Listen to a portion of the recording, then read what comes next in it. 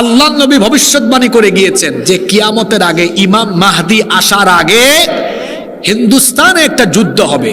এই হিন্দুস্তানের যুদ্ধে যে মুসলমানরা হিন্দুস্তানের বিরুদ্ধে যুদ্ধ করবে তাদের জন্য আল্লাহ জাহান্নামের আগুন মাফ করে দিবেন। হাসবুকাল্লাহু ওয়া মান ইত্তাবা'আকা মিনাল মুমিনিন। হে নবী, আপনার জন্য আর আপনার অনুসারী মুমিনদের জন্য যিনি যথেষ্ট। গলার আওয়াজ বড় করে সবাই বলেন তিনি কি? আমাদের দেশ নিয়ে তারা তুচ্ছ-তাচ্ছিল্যমূলক কথাবার্তা বলে, ব্যাককলের দল। তোদের কাছে হয়তো সব আছে, কিন্তু আমাদের কাছে এমন জিনিস আছে যা তোদের কাছে নাই। আমাদের ঈমান আছে, তোদের ঈমান নাই। আমরা যদি ঈমানের কোয়ালিটি নিয়ে দাঁড়াই তো 14 কোটি থাকবো না। আমরা শক্তিতে 140 কোটি হলে তোমাদের ভারতবর্ষ মিলেও আমাদেরকে মোকাবেলা করতে পারবে না। আজকে যে যুদ্ধের দামামা শুনতে পাই, এটা গাজওয়াতুল হিন্দ, হিন্দুস্তানের একটি যুদ্ধ হবে, যেটা 1500 বছর আগে বলেছেন মুহাম্মাদুর রাসূলুল্লাহ সাল্লাল্লাহু আলাইহি ওয়াসাল্লাম। আপনারা আছেন তো এখানে? এই হাদিসটি বর্ণিত হয়েছে নাসাই শরীফে, হাদিসটি এসেছে তিরমিজি শরীফে। হাদিসের বর্ণনাকারী সাহাবী হচ্ছেন সাউবান রাদিয়াল্লাহু আন। তিনি বলছেন, ইসাবাতানি মিন উম্মতি আহরাজাহুমাল্লাহু মিনান নার। আমার উম্মতে দুটি দলকে আল্লাহ তাআলা জাহান্নামের আগুন থেকে মুক্তি দিয়েছেন। বলেন তো দেখি, নবীজির কয়টা দলকে জাহান্নাম থেকে মুক্তি দেওয়া হয়েছে? পুরুষ মানুষের মতো জবাব দেন, কয়টা? এই দুই দল, এদের জন্য জাহান্নামের আগুন মাফ এবং জান্নাত তাদের জন্য অবধারিত। কোন দুই দল? এক নাম্বার হলো ইসাবাতুন তাগজুল হিন্দ, যারা হিন্দুস্তানের বিরুদ্ধে যুদ্ধে অংশগ্রহণ করবে, এদেরকে আল্লাহ জাহান্নামের আগুন থেকে মাফ করে দিবে। ইসাবাতুন তাগজুল হিন্দ, যারা হিন্দুস্তানের বিরুদ্ধে যুদ্ধ করবে। এটা এই যুগের হাদিস না 1500 বছর আগের? তাহলে 1500 বছর আগে নবীজি বলেছেন হিন্দুস্তানের বিরুদ্ধে যারা যুদ্ধে অংশগ্রহণ করবে। তাহলে বোঝা গেল এই হাদিস একটা বার্তা দেয় যে ভবিষ্যতে এই হিন্দুস্তানকে কেন্দ্র করে কোনো যুদ্ধ হতে। গাজওয়াতুল হিন্দের ব্যাপারে 8টি হাদিস বর্ণিত হয়েছে। এর মধ্যে 7টি হাদিসের ব্যাপারে মুহাদ্দিসিনগণ বলেছেন এগুলো সনদের দিক থেকে দাঈফ। এটি একমাত্র হাদিস, যে হাদিসটা আমি পড়ছি, এই হাদিসের ব্যাপারে মুহাদ্দিসিনদের অভিমত হলো এটি হচ্ছে সনদের দিক থেকে একমাত্র সহিহ হাদিস। যে হাদিসে বলা হচ্ছে এই উম্মতের দুটি দলকে আল্লাহ তাআলা জাহান্নামের আগুন থেকে মুক্তি দিবেন। একদল হলো ইসাবাতুন তাগজুল হিন্দ, যারা হিন্দুস্তানের বিরুদ্ধে যুদ্ধে অংশ নিবে, যুদ্ধে শহীদ না, যুদ্ধে, জোরে বলেন, যুদ্ধে অংশ নিবে, তাদের জন্য জাহান্নাম মাফ। সুবহানাল্লাহ। কি মাফ? আরেকটা হাদিস আছে, যদিও এটা দুর্বল হাদিস। আবু বকর রাদিয়াল্লাহু আনহু বলেছেন, নবী আমার জানমাল সব বিক্রি করে দিয়ে ওই যুদ্ধে আমি অংশ নিব। সুবহানাল্লাহ পড়েন। সম্মানিত ভাইয়েরা, হিন্দুস্তানে অভিযান এটা অনেক আগে শুরু হয়েছে। ওমর রাদিয়াল্লাহু আনহুর সময়ে সর্বপ্রথম 15 হিজরিতে ভারতবর্ষে অভিযান হয়। এরপরে 38 হিজরিতে আরেকবার হয়েছে, 44 হিজরিতে আরেকবার হয়েছে, 92 হিজরিতে আরেকবার হয়েছে, 402 হিজরিতে আরেকবার হয়েছে। তার মানে অনেকবারই হয়েছে। সামনে হতে আল্লাহ নবী ভবিষ্যৎবাণী করে গিয়েছেন যে কিয়ামতের আগে ইমাম মাহদি আসার আগে হিন্দুস্তানে একটা যুদ্ধ হবে। এই হিন্দুস্তানের যুদ্ধে যে মুসলমানরা হিন্দুস্তানের বিরুদ্ধে যুদ্ধ করবে তাদের জন্য আল্লাহ জাহান্নামের আগুন মাফ করে দিবেন। সুবহানাল্লাহ। তো হিন্দুস্তানের উগ্রবাদীদেরকে আমরা বলবো, তোরা যে আমাদেরকে ভয় দেখাস, আমরা ভয় পাই না, কারণ রাসূল আমাদেরকে বার্তা দিয়ে গিয়েছেন আমরা যুদ্ধ প্রিয় জাতি নই, আমরা শান্তি প্রিয় জাতি, আমরা ডিফেন্সিভ, আমরা কাউকে আগে আক্রমণ করি না, তবে আক্রান্ত হয়ে গেলে কাউকে আমরা ছাড় দিতে জানি না। আমরা আগে থেকে কাউকে আক্রমণ করি না, এটা আমাদের স্বভাব। কিন্তু আমি ঘুমিয়ে আছি আর আপনি আমার কানের কাছে এসে খুঁচাবেন, তাহলে কিন্তু খবর আছে। একটা সিংহ ঘুমিয়ে থাকলে তো ভালো, ঘুমিয়ে আছে, ঘুমিয়ে থাকতে দেন। কেউ যদি ঘুমিয়ে থাকা সিংহের কানের কাছে এসে খোঁচাখুচি করে আর সিংহ যদি জেগে উঠে, খবর আছে না নাই? মুসলমান হলো সিংহের জাতি। 14 কোটি মুসলমান এই বাংলাদেশে আছে। আমরা পরমত সহিষ্ণু, পরধর্ম সহিষ্ণু, আমরা সম্প্রীতি মেনটেন করে চলাফেরা করি। এদেশে আমরা অন্যান্য ধর্মের ভাই বোনদেরকে সম্মান করি, ভালোবাসি। আমরা এই দেশে মিলেমিশে বসবাস করছি। এরপরেও কেউ যদি আমার দেশের এই সম্প্রীতি নষ্ট করে স্বাধীনতা সার্বভৌমত্বের গায়ে আঘাত কিংবা আমার দেশের মানচিত্রের গায়ে কুনজর দেয়, আমরা বসে থাকবো না। সিংহের মতো যদি আমরা গর্জে উঠি, তাহলে তারা বলে আমাদের মানচিত্র তারা টুকরা টুকরা করবে। আমি বলি আমাদেরকে খেপিয়ে তুললে তোমাদের মানচিত্র টুকরা টুকরা হয়ে যাবে, দিল্লিতে ইসলামের পতাকা উড়িয়ে দেওয়া হবে।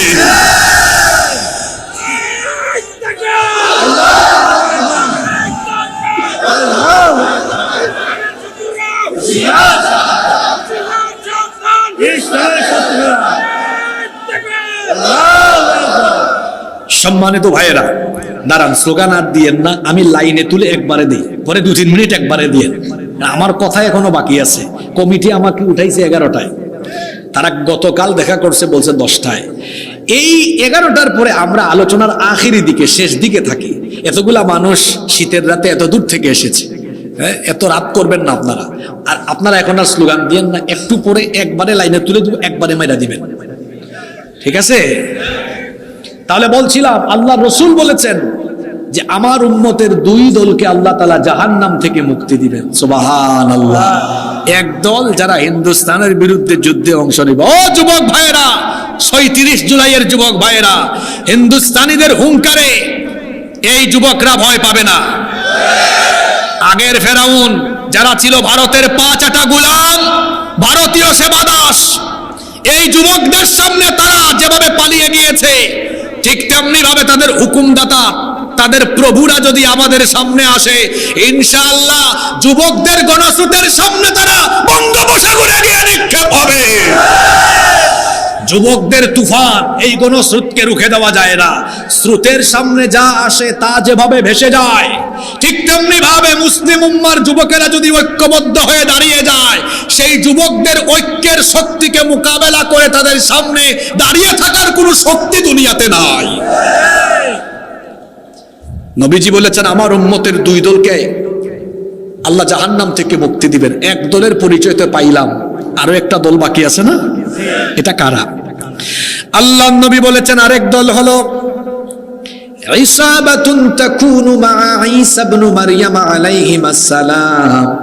আরেক দল হলো যারা ঈসা আলাইহিস সালামের অনুসারী হয়ে, ঈসা আলাইহিস সালামের সাথী হয়ে, ঈসা আলাইহিস সালামের সৈন্য হয়ে দাজ্জালকে যারা মোকাবেলা করবে, ঈসা আলাইহিস সালামের অনুসারী সাথী সেই সৈন্যদেরকেও আল্লাহ তাআলা জাহান্নামের আগুন থেকে মুক্তি দিয়েছে। দেখি তো বলেন, পৃথিবীর একজন নবীর এখনো মৃত্যু হয় নাই, ওই নবীর নাম কি? যদিও খ্রিস্টানদের আকীদা হলো, তারা বলে ঈসা আলাইহিস সালামকে তারা শুলে চড়িয়ে হত্যা করেছে, কিন্তু আল্লাহর কোরআন আমাদেরকে বলে তারা যাকে শুলে চড়িয়ে হত্যা করেছে তিনি ঈসা ছিলেন না, তিনি ছিলেন মিস্টার মিসা। কারণ তারা যে সৈন্যরা ঈসা আলাইহিস সালামকে ধরার জন্য ঘরে ঢুকেছিল, তাদের সৈন্যদের একজনকে আল্লাহ ঈসা নবীর সুরত দিয়েছেন। আল্লাহর জন্য এটা কঠিন না সহজ?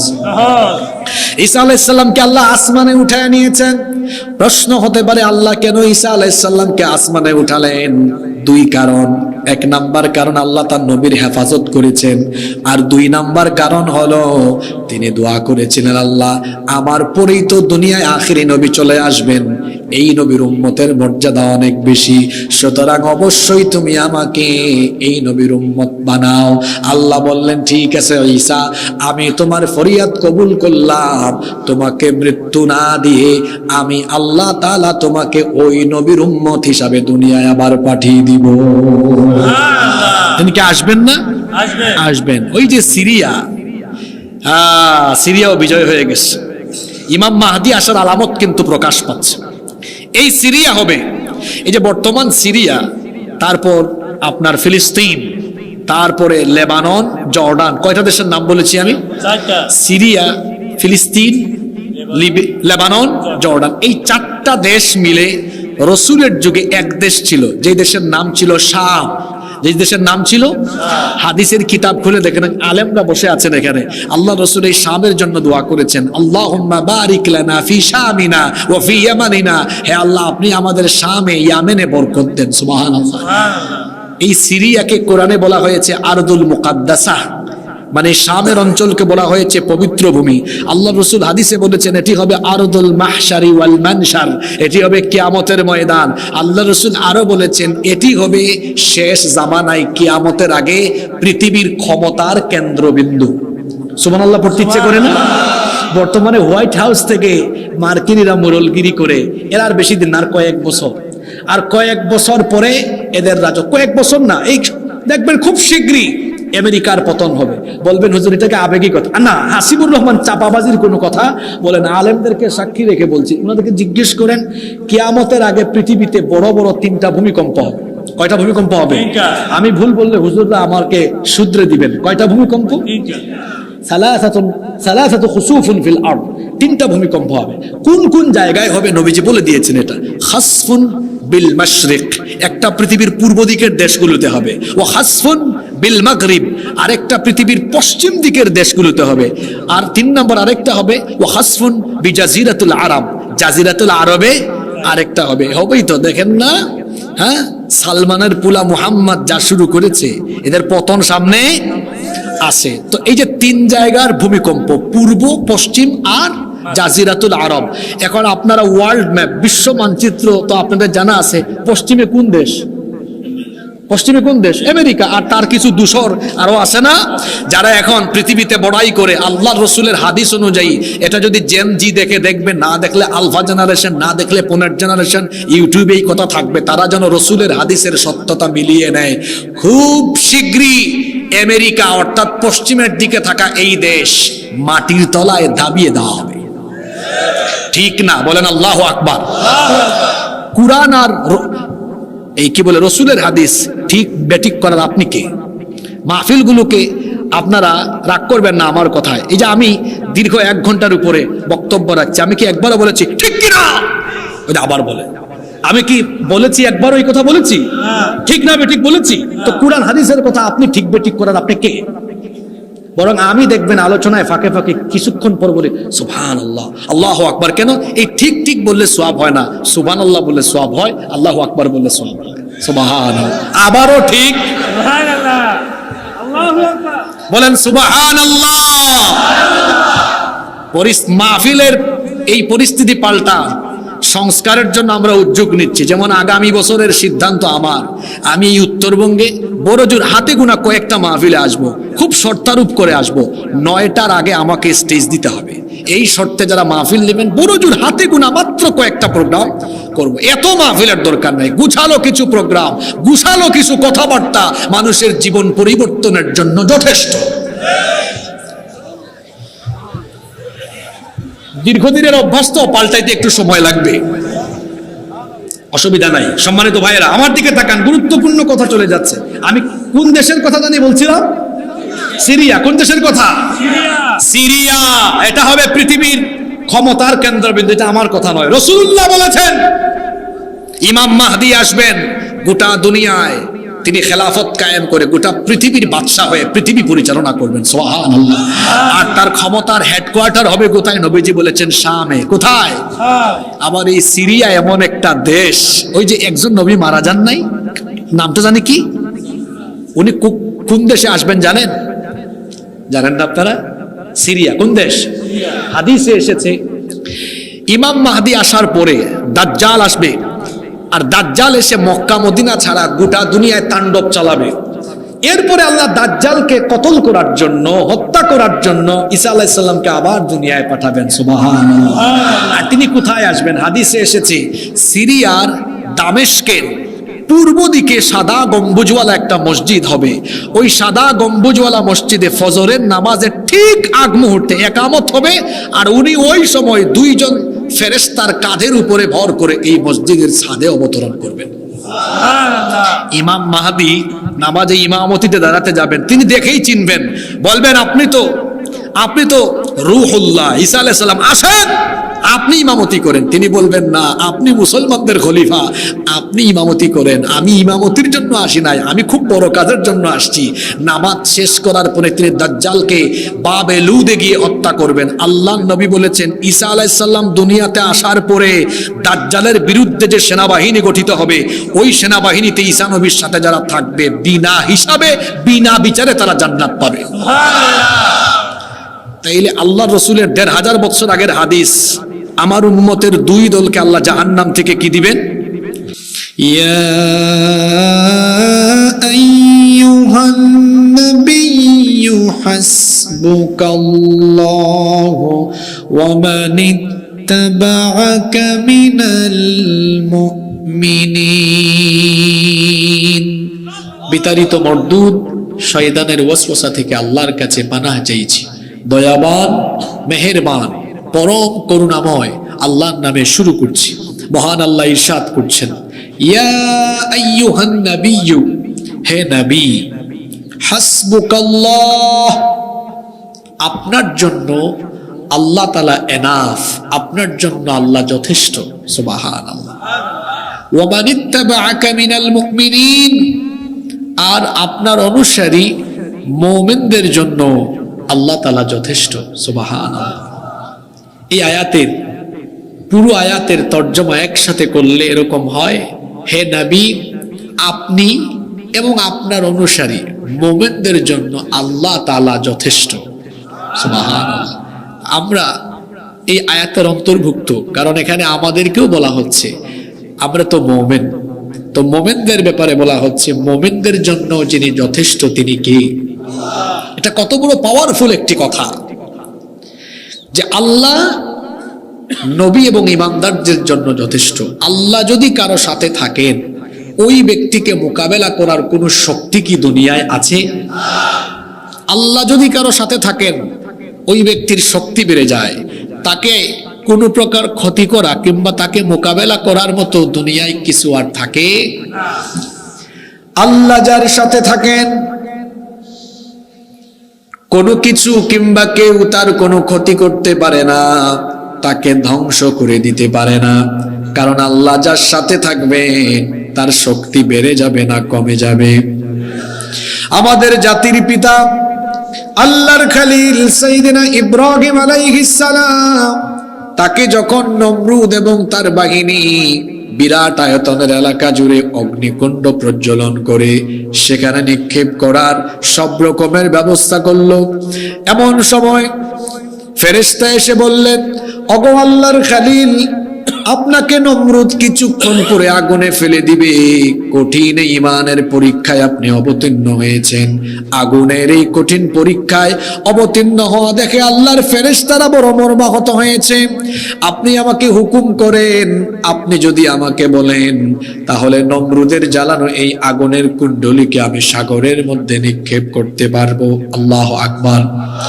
জাতির পিতা তখন বললেন, হে আল্লাহর ফেরেশতা, তুমি কি নিজের ইচ্ছায় আমাকে হেল্প করতে এসেছো, না আল্লাহ তোমাকে হুকুম করেছেন? ফেরেশতা তখন বললেন, আল্লাহ আমাকে হুকুম করেন নাই, আমি নিজের ইচ্ছায় আপনাকে সাহায্য করার জন্য এগিয়ে এসেছি।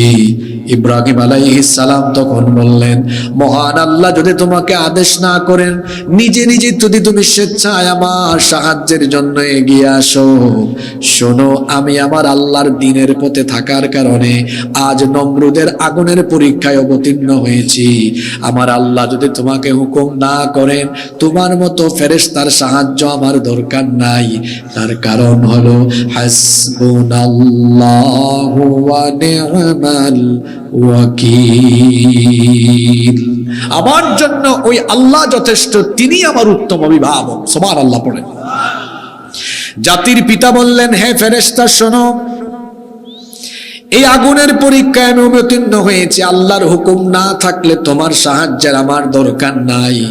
এই আগুনে ঝাঁপ দিলে আমার আল্লাহ যদি খুশি হন, একবার নয় দুইবার নয়, আমার আল্লাহ যতবার চাইবেন ততবার আমি এই আগুনে ঝাঁপ দিতে রাজি আছি। আল্লাহ তাআলা তখন বললেন, হে আমার খলিল ইব্রাহিম, আগুনের পরীক্ষায় আপনি পাশ করে ফেলেছেন, আমি দেখতে চেয়েছিলাম কঠিন এই মুসিবতে, কঠিন এই বিপদে আগুনের সামনে দাঁড়িয়ে আমি আল্লাহর কুদরত আপনি উপলব্ধি করতে পারেন কিনা। আগুনের এই পরীক্ষা অবতীর্ণ হয়ে আমার কুদরত আপনি উপলব্ধি করতে পেরেছেন। আমি কি আপনাকে একা ছেড়ে দিতে পারি নাকি? আমি অবশ্যই আপনার সাথে আছি। আল্লাহ তখন নমরুদের জ্বালানো আগুনকে হুকুম করলেন, পুরুষের মতো জবাব দিয়ে বলেন তো আগুনের মালিক যিনি তিনি কি? সে আল্লাহ আগুনকে হুকুম করলেন, ইয়া নারু কুনি বারদান ওয়া সালামান আলা ইব্রাহিম। আগুনের মালিক সেই মহান আল্লাহ আগুনকে হুকুম করলেন, হে আগুন, তোমার স্বভাব, তোমার বৈশিষ্ট্য হলো তুমি যাকে ধরো জ্বালিয়ে দাও, পুড়িয়ে দাও, ছারখার করে দাও। কিন্তু আজ তুমি তোমার স্বভাবের বিপরীত কাজ করবে, তোমার বৈশিষ্ট্যের বিপরীত কাজ করবে। তুমি আজকে আমার খলিল ইব্রাহিমকে না জ্বালিয়ে না পুড়িয়ে আমার খলিল ইব্রাহিমের জন্য তুমি শান্তিদায়ক এবং আরামদায়ক হয়ে যাও। নমরুদ আর তার বাহিনী ইব্রাহিম আলাইহিস সালামকে চরকিতে উঠিয়ে অগ্নিকুণ্ডে নিক্ষেপ করে আনন্দে আত্মহারা, খুশিতে মাতোহারা হয়ে তারা যখন লাফালাফি করছে, তারা বলছে আমাদের দুশমন ইব্রাহিম আজকে আগুনে পুড়ে ছারখার হয়ে যাবে। কিছুক্ষণ পরে এসে একজন বলে, লিডার, অবস্থা কিন্তু ভালো না। তখন নমরুদ বলল, কেন, কি হয়েছে? সে তখন বলল, লিডার, আমরা তো ইব্রাহিমকে আগুনে ফেলেছি, আমরা মনে করেছিলাম আগুন ইব্রাহিমকে জ্বালিয়ে পুড়িয়ে ছারখার করে দিবে, কিন্তু আমাদের জ্বালানো আগুনের পাওয়ার মনে হয় আজকে কমে গিয়েছে। আগুন তো ইব্রাহিমকে জ্বালাতে পারছে না, পুড়াতে পারছে না। লিডার তাকায়া দেখেন আমাদের জ্বালানো আগুন ইব্রাহিমের জন্য ফুল বাগান হয়ে গিয়েছে। নমরুদের জ্বালানো আগুন জাতির পিতাকে জ্বালাতে পারে নাই, কারণ জাতির পিতার সাথে যার কুদরত ছিল, গলার আওয়াজ বড় করে বলেন, তিনি কে? সে আল্লাহ যার সাথে থাকবেন ওই ব্যক্তির কোনো ক্ষতি, ওই ব্যক্তির কোনো প্রকার ধ্বংস কেউ কখনো করতে পারে। ওইদিকে মুসা আলাইহিস সালাম তিনি তার উম্মত বনি ইসরাইল নিয়ে বড় পেরেশানিতে পড়ে গেলেন, কারণ ফেরাউন তার উম্মতের উপরে অবর্ণনীয় জুলুম নির্যাতন আরম্ভ করেছে। তিনি তার উম্মতকে কেমনে নাজাতের পথ দেখাবেন অস্থির হয়ে গেলেন, পেরেশান হয়ে গেলেন। আল্লাহ তাআলা হুকুম করলেন, হে আমার নবী মুসা, তুমি তোমার উম্মতকে নিয়ে রাতের অন্ধকারে মিশর ছেড়ে চলে যাও। এবার রাতের অন্ধকারে তিনি তার উম্মত নিয়ে রাতের বেলা অজানা গন্তব্যে রওনা করলেন।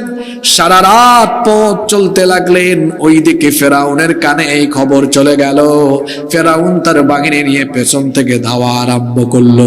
মুসা নবী সারা রাত পথ চলতে চলতে দিনের বেলা তিনি লোহিত সাগরের সামনে গিয়ে পৌঁছালেন। তখন তার অধৈর্য এই উম্মত বনি ইসরাইল বলল, মুসা, কোথায় নিয়ে এসেছো? তুমি তো বলেছিলে আমাদেরকে নাজাতের পথ দেখাবে, এটা তো নাজাতের কোনো পথ নয়। তাকিয়ে দেখো সামনে সাগর, এই সাগর আমরা কেমনে ক্রস করব, কেমনে অতিক্রম করব? এই কথাগুলো বলতে বলতে হঠাৎ করে তারা পিছনে তাকিয়ে দেখলো পিছনে ফেরাউনের বাহিনী চলে এসেছে। অধৈর্য এই উম্মত বনি ইসরাইল তখন বলল, মুসা, তুমি তো আমাদেরকে নাজাত দিতে আনো নাই, বরং মিশর থেকে আমাদেরকে মৃত্যুর পথে ডেকে এনেছো। তাকিয়ে দেখো সামনে হলো সাগর, পিছনে ফেরাউনের বাহিনী, সামনে গেলেও মরণ, পিছনে গেলেও মরণ, কোথায় আমাদেরকে নিয়ে আসলে?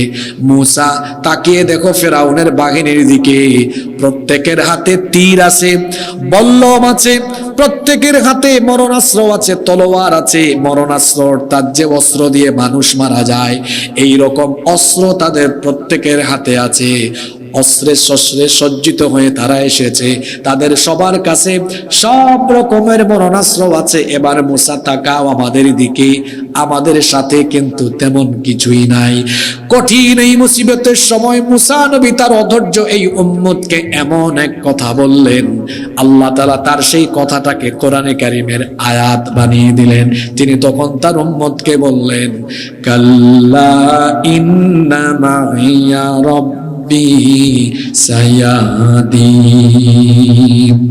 কখনো নয়। কে বলেছে আমাদের সাথে কেউ নাই? ইন্না মাইয়া রাব্বি, নিশ্চয়ই আমাদের সাথে যিনি আছেন তিনি আমাদের রব। তিনি কে? আল্লাহ সাথে থাকলে আর কিছু লাগে? কথা বলেন, লাগে? আল্লাহ বললেন, মুসা তোমার ঈমান তো বড় সাংঘাতিক, সামনে সাগর, সামনে গেলে মরণ, পিছনে ফেরাউনের বাহিনী, সেখানেও মরণ, কিন্তু এই অবস্থায় তুমি তোমার ঈমানের উপরে অটল অবিচল থেকে আমি আল্লাহর কুদরতের আশায়, আমার কুদরতের উপলব্ধি তুমি করতে পেরেছো। সুতরাং মুসা শোনো, তোমার উম্মতের সাথে কিছু না থাকলেও অসুবিধা নাই, আমি আজ তোমাদের সাথে আছি। আল্লাহু আকবার। ফেরাউনের বাহিনীকে তোমার উম্মত মোকাবেলা করার দরকার নাই, আমি আল্লাহ নিজেই আজকে তাদেরকে মোকাবেলা করব। আল্লাহ বললেন, ও মুসা তোমার লাঠি দিয়ে আঘাত করো। মুসা নবী লাঠি দিয়ে আঘাত করার সঙ্গে সঙ্গে সাগরের মাঝখান দিয়ে রাস্তা তৈরি করে দিলেন কে? আল্লাহ বললেন, তোমার উম্মত নিয়ে চলে যাও, পানির অপর নাম হলো জীবন। আবার পানির অপর নাম ফেরাউনের জন্য আল্লাহ করে দিয়েছেন মরণ। ফেরাউন যখন তার দলবল নিয়ে সেখানে নামলো, অস্ত্র শস্ত্র নিয়ে এসেছে, তাদের বাহিনীকে মোকাবেলার জন্য আল্লাহর অস্ত্রের দরকার হয় নাই, কারণ পানিও হলো জুনদুম মিন জুনুদিল্লাহ, এটাও আল্লাহর সৈনিক, এটা আল্লাহর হুকুম। মানে এই পানি দিয়ে আল্লাহ তাআলা ফেরাউন আর ফেরাউনের বাহিনীকে একেবারে নাকানি চুবানি খাওয়ায়া ধ্বংস করে দিলেন। ঘটনাটা এই জন্য বললাম, মুসা নবী এবং মুসা নবীর উম্মতের সাথে ছিলেন কে? আরো জোরে বলেন, ছিলেন কে? সে আল্লাহর সাথে ছিলেন বলে ফেরাউন এবং তার দলবল মুসা নবী এবং মুসা নবীর উম্মতকে মারতে এসে তারা নিজেরাই মরে গিয়েছে, কারণ মুসা নবীর সাথে ছিলেন কে? তাহলে বোঝা গেল, আল্লাহ যার সাথে আছেন তাকে যে মারতে আসবে নিজেই সে মরতে পারে। আবার দেখুন, আমার আপনার প্রিয় নবী, আখিরি নবী, রাহমাতাল লিল আলামিন, মুহাম্মাদুর রাসূলুল্লাহ সাল্লাল্লাহু আলাইহি ওয়াসাল্লাম, তাকে যখন মক্কার কাফেরেরা হত্যার চূড়ান্ত পরিকল্পনা গ্রহণ করলো, আল্লাহ তাআলা তখন বললেন, আমার হাবিব আপনি মক্কা থেকে মদিনায় হিজরত করেন। আল্লাহর নবী তার প্রিয়তম বন্ধু সাইয়েদনা আবু বকর সিদ্দিক রাদিয়াল্লাহু আনহুকে সাথে নিয়ে মক্কা থেকে রাতের অন্ধকারে বের হয়ে গেলেন। সারা রাত পথ চলতে চলতে ফজরের ওয়াক্তে তারা একটা গুহার পাশ দিয়ে যাচ্ছেন। আবু বকর রাদিয়াল্লাহু আনহু তখন বললেন, ওগো আল্লাহর নবী, ফজরের ওয়াক্ত হয়ে যাচ্ছে, দিনের আলো ফুটে উঠতে শুরু করলে কাফিররা আমাদেরকে রাস্তায় ধরে ফেলবে, আমরা ধরা পড়ে যাব, চলেন এই গুহায় আমরা আশ্রয় গ্রহণ করি। দুইজন ওই গুহায় অবস্থান নিলেন। দিনের বেলা কাফিরের দল একেবারে গুহার কাছাকাছি চলে আসলো। আবু বকর রাদিয়াল্লাহু আনহু তখন বললেন, ওগো আল্লাহর নবী, এই ছোট্ট গুহা, এখানে আমরা অবস্থান নিয়েছি, কাফেররা কাছাকাছি চলে এসেছে, সম্ভবত আমরা কিছুক্ষণের মধ্যে ধরা খেয়ে যাব, কারণ এটা এমন এক ছোট গুহা, আমরা বসে যদি মাথা উঁচু করি উপর থেকে দেখা যাবে, গুহার কাছে আসলে এর ভেতরে কে আছে সেটা বোঝা যাবে, সম্ভবত কিছুক্ষণের মধ্যে আমরা ধরা পড়তে যাচ্ছি। আমরা দুইজন আর তারা অনেকজন, তাদের সাথে অস্ত্র আছে, আমাদের সাথে কিছুই নাই। এমন কঠিন বিপদের সময় আল্লাহর নবী তার সাথীকে এমন এক কথা বললেন, সেটাও আল্লাহ কোরআনের আয়াত বানিয়ে দিলেন। আল্লাহর নবী তখন আবু বকর রাদিয়াল্লাহু আনহুকে বললেন, লা তাহজান ইন্নাল্লাহা মা'ানা, ভয় পেও না। কে বলেছে আমাদের সাথে কেউ নাই? নিশ্চয়ই আমাদের সাথে আছেন কে? আল্লাহ সাথে ছিলেন। কাফিরের দল সেদিন তাদের কোনো ক্ষতি করতে পেরেছে? তিনটা ঘটনা কোরআন থেকে আমি বলেছি। আল্লাহ সাথে ছিলেন বলে জাতির পিতা ইব্রাহিম আলাইহিস সালামকে নমরুদের আগুন পুরাতে পারে নাই। আল্লাহ সাথে ছিলেন বলে ফেরাউন মুসা নবী আর তার উম্মতকে মারতে পারে নাই, নিজেরাই মরে গেছে। আল্লাহ সাথে ছিলেন বলে আবু বকর এবং আমার আপনার নবীকে হিজরতের রাতের পরের দিনে কাফেররা ক্ষতি করতে পারে নাই। তাহলে বোঝা গেল, আল্লাহ যাদের সাথে থাকবেন তাদের সংখ্যা যদি কম হয়, তাহলে সংখ্যায় বেশি কাফের মুশরিক হলেও সংখ্যায় কম থাকা মুসলমানদেরকে বিজয়ী যিনি দান করে দেন তিনি কে? আপনারা ভাবতেছেন হুজুর আজকে এই 2 আয়াত ধরলো কেন? আর 5টা মিনিট সবর করেন তো বুঝবেন হুজুর কোন আয়াতে নিয়ে গেছে। মনোযোগ আছে তো আপনাদের? কেউ মনোযোগ হারাবেন না। আজকের ওয়াজ একেবারে বাস্তব ভিত্তিক, কুরআন সুন্নাহ আর বাস্তবতার সাথে মিলায়া করা হবে ইনশাআল্লাহ। তাহলে বোঝা গেল আল্লাহ যাদের সাথে থাকবেন তাদের সংখ্যা যদি কম থাকে, অল্প থাকে, তাদের সাথে কেউ পারবে না। এই যে দুই আয়াতের তাফসীর আমরা শুরু করছি, এই দুই আয়াত নাজিল হয়েছে বদর যুদ্ধের প্রাক্কালে। বদর যুদ্ধ হলো ইসলামের প্রথম যুদ্ধ। এই যুদ্ধ ছিল বড় কঠিন একটা যুদ্ধ, অসম যুদ্ধ, যেখানে মুসলমানরা সব দিক থেকে কম, কাফেররা সব দিক থেকে বেশি, মুসলমানরা সব দিক থেকে পিছিয়ে, কাফেররা সব দিক থেকে এগিয়ে। অসম একটা যুদ্ধ ছিল। আসেন কোয়ান্টিটি, সংখ্যা, পরিমাণ, কাফেরদের সংখ্যা 1000, মুসলমানদের সংখ্যা মাত্র 313। আসেন ট্রেনিং নিয়ে কথা বলি। কাফিরদের 1000-এর সবার ট্রেনিং আছে, ট্রেনিং প্রাপ্ত বাহিনী।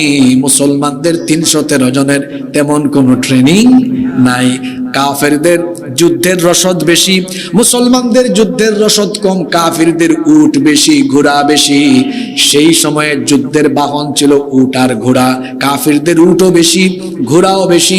মুসলমানদের উট কম, ঘোড়া কম। কাফিরদের অস্ত্র বেশি, তাদের কাছে তীর আছে, বল্লম আছে, তলোয়ার আছে। মুসলমানদের কাছে মাত্র কিছু অস্ত্র আছে, আর অনেকের হাতে আছে গাছের ডাল। গাছের, দেখেন তো আমার দিকে তাকান।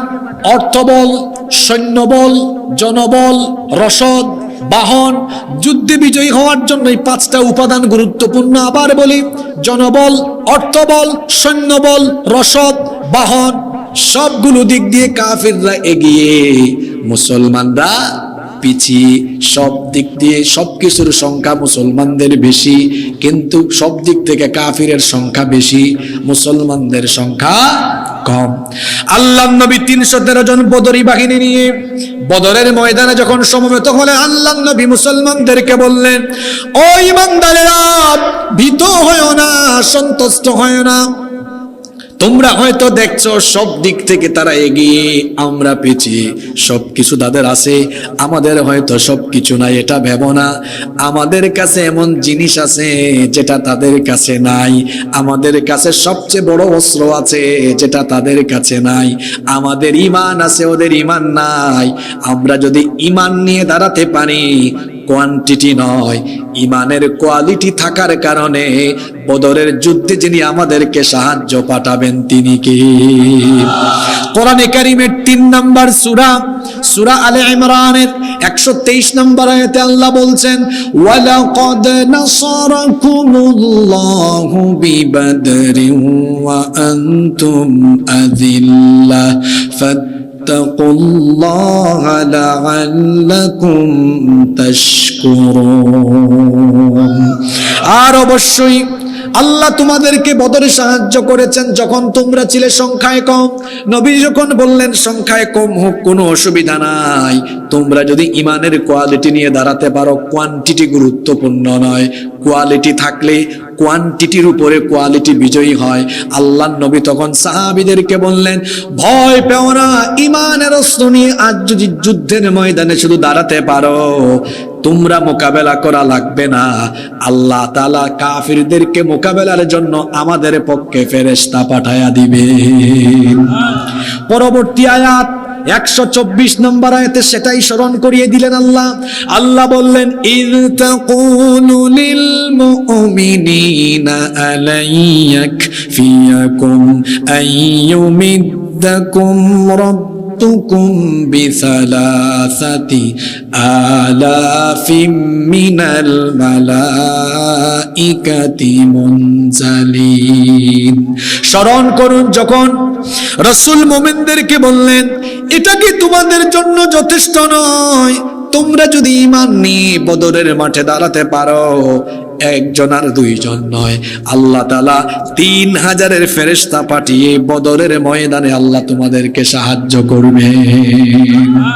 আপনারা শুনতেছেন সবাই? তো আল্লাহ কি ফেরেশতা পাঠান নাই? যে সূরা থেকে আমি কথা বলছি, এই সূরার 12 নম্বর আয়াতে আল্লাহ কি বলছেন শুনেন। আল্লাহ ফেরেশতাদেরকে ডাকলেন, ডেকে বললেন, ইয ইউহি রাব্বুকা ইলাল মালাইকাতি আন্নী মাআকুম ফাসাব্বিতুল্লাযীনা আমানু সাউলকি ফি কুলুবিল্লাযীনা কাফারুর রু'বা ফাদরিবু ফাওকাল আ'নাকি ওয়াদরিবু মিনহুম কুল্লা বানান। আল্লাহ তাআলা বলছেন, স্মরণ করুন যখন আপনার রব ফেরেশতাদের কাছে ওহী নাজিল করলেন, ফেরেশতাদেরকে আদেশ করলেন, বদরের ময়দানে আমার 313 জন দাঁড়িয়ে থাকা ঈমানদারদের জন্য তোমরা সাহায্যকারী হয়ে নেমে যাও। আন্নী মাআকুম, নিশ্চয়ই আমি তোমাদের সাথে আছি। ও আমার ফেরেশতারা, ফাসাব্বিতুল্লাযীনা আমানু, বদরের মাঠে গিয়ে এমন কিছু করো যাতে করে আমার ইমানদার বাহিনী দৃঢ় থাকতে পারে, কাফেররা যেন যুদ্ধের মাঠ থেকে তাদেরকে হটাতে না পারে। আল্লাহু আকবার। আল্লাহ ফেরেশতাদেরকে বললেন, সাউলকি ফি কুলুবিল্লাযীনা কাফারুর রু'ব, শীঘ্রই আমি কাফিরদের অন্তরে ভয় ভীতির সঞ্চার করে দিব। আল্লাহ তাআলার শব্দ চয়নের নমুনা কতই না চমৎকার। আল্লাহ ফেরেশতাদেরকে বললেন, ফাদরিবু ফাওকাল আ'নাক। শুনতেছেন? এদিকে তাকান। ফাদরিবু ফাওকাল আ'নাক, আ'নাক। ফেরেশতা যাও তো, নামো, বদরে যাও, আর গিয়ে প্রত্যেকটা কাফেরের ফাদরিবু ফাওকাল আ'নাক, ঘাড়ের উপর আঘাত করো। আল্লাহু আকবার বলেন। এই আদেশ ফেরেশতাদেরকে দিচ্ছেন কে? আল্লাহ। কি বলছেন? ফাদরিবু ফাওকাল আ'নাক, প্রত্যেক কাফেরের ঘাড়ের উপরে আঘাত করো। আর কি? ওয়াদরিবু মিনহুম কুল্লা বানান, প্রত্যেক কাফেরকে জুড়ায় জুড়ায় আঘাত করো। আল্লাহু আকবার। আল্লাহর দেওয়া এই হুকুম ফেরেশতারা কি পালন করেছে? আপনারা শুনতেছেন না? আচ্ছা, আসেন এক কাফিরের মুখ থেকে শুনি আর আরেক বদরি যোদ্ধা সাহাবীর কাছ থেকে শুনি। আবু জাহালের ছেলের নাম হলো ইকরিমা। সিরাতে ইবনে হিশাম, রাহিকুল মাখতুম, রাহমাতাল লিল আলামিন, সিরাতে আরাবী, আল বিদায়া ওয়ান নিহায়া সহ অনেকগুলো সিরাতের গ্রন্থ এবং আল বিদায়া ওয়ান নিহায়ার মতো ঐতিহাসিক এই গ্রন্থে বর্ণনা করা হয়েছে, আবু জাহালের ছেলে ইকরিমা সে বলছে, বদরের ময়দানে আমরা 1000-এর বিরাট বাহিনী নিয়ে আমরা আনন্দের সাথে এগিয়ে যাচ্ছিলাম। মাত্র 313 জন দুর্বল মুসলমানকে আমরা কয়েক মিনিটেই খতম করে দিব। আমরা যখন এগিয়ে যাচ্ছিলাম, আবু জেহেলের ছেলে ইকরিমা বলছে, ইমানদাররা আমাদের কাছে আসার আগে আমি দেখলাম সাদা সাদা কাপড় পরিহিতা কিছু বিরাট দেহী লোকজন এসে যুদ্ধের তারা তুফানের গতিতে, তীব্র গতিতে এসে আমাদের নেতৃবৃন্দের শরীর থেকে মাথা আলাদা করে দিয়েছে। এবার আসেন আর একজন বদরি যোদ্ধা সাহাবী, তার কাছ থেকে শুনি। আবু দাউদ ইবনে মাজিনা রাদিয়াল্লাহু আনহু, তিনি বলছেন, বদরের যুদ্ধে আমি এক কাফেরের ঘাড়ের উপরে আঘাত করার জন্য আমার তলোয়ারটা উঁচা করলাম। আমার তলোয়ার নামানোর আগে আমি লক্ষ্য করলাম কে জানি এসে ওই কাফেরের শরীর থেকে মাথাটা আলাদা করে। আল্লাহর নবী ওই সাহাবীর জবান থেকে যখন এই কথা শুনলেন, আল্লাহর নবী বললেন, সাহাবী তুমি বুঝতে পারো নাই, করার আগেই আল্লাহর পাঠানো ফেরেশতা কাফেরের শরীর থেকে গর্দান আলাদা করে দিয়েছে। কোন যুগে কোন কালে মুসলমানরা সংখ্যা দিয়ে, কোয়ান্টিটি দিয়ে বিজয়ী হয় নাই। মুসলমানরা যুগে যুগে কালে কালে ইমানের কোয়ালিটি দিয়ে বিশাল কোয়ান্টিটির কাফেরদের উপরে আল্লাহর সাহায্যে বিজয়ী হয়েছে। আল্লাহু আকবার। এই জন্য আল্লাহ তাআলা এই আয়াতে বলছেন, ইয়া আইয়ুহান নাবিয়্যু হাসবুকাল্লাহু ওয়া মান ইত্তাবা'আকা মিনাল মুমিনিন। হে নবী, আপনার জন্য আর আপনার অনুসারী মুমিনদের জন্য যিনি যথেষ্ট, গলার আওয়াজ বড় করে সবাই বলেন তিনি কি? কোয়ান্টিটি, সংখ্যা দিয়ে নয়। মুসলমানরা যুগে যুগে বিজয়ী হয়েছে কি দিয়ে? তো কথা তো বলছেন না, কি দিয়ে? কি দিয়ে? আজ আমার দেশের স্বাধীনতা, সার্বভৌমত্ব, পার্শ্ববর্তী দেশ তাদের হুঙ্কারে যেন আমার দেশের স্বাধীনতার সার্বভৌমত্ব মনে হয় যেন অনেকে ভাবে এটা হুমকির মুখে। ওরা মনে করে আমাদের সংখ্যা কম, তারা আমাদেরকে শেষ করে ফেলবে, দাদাগিরি প্রভুগিরি দেখায়। নিতে নিতে দেখেন না একদম আপনাদের রংপুর, এই যে রংপুর, বৃহত্তর রংপুর বিভাগ নিয়ে ফেলতে চায়।